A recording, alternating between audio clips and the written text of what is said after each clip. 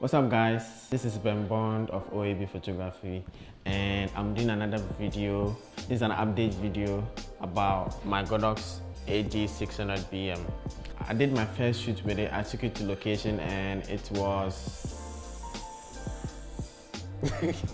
my first experience was terrible. It almost ruined my shoot, but I managed to work with it.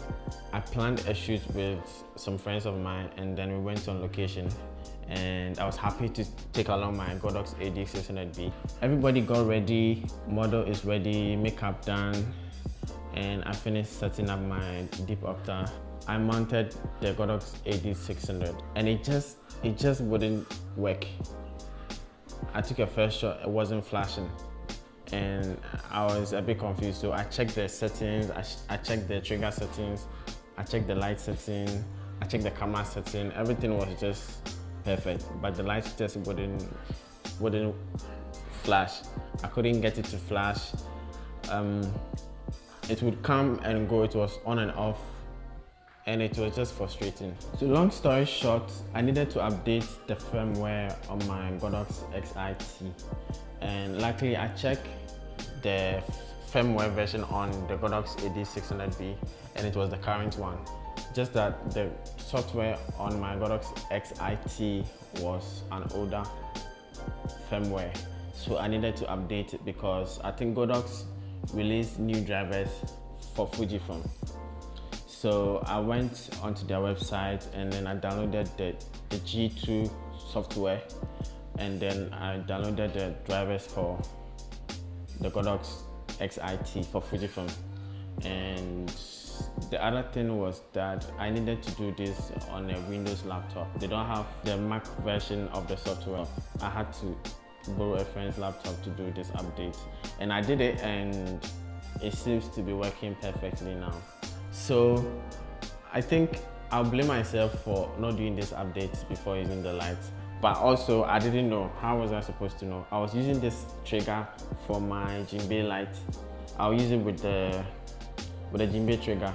I'll put the Jimbe trigger on this trigger for the high speed sync and it was working perfectly. So I thought it should just work. I didn't know that I had to do an update on this trigger. So to all the FUJIFILM users, if you're planning on getting this light, just make sure that you go on their website and upgrade the firmware on this trigger to the latest version, because you will send to location and it might disappoint you. And I'm happy this issue didn't happen when I was shooting for a client. I mean, imagine if I was shooting for a client and I got to a location and my light wasn't working, it would be terrible. So it also shows that you need to test your lights home with your camera before you decide to step outside with it.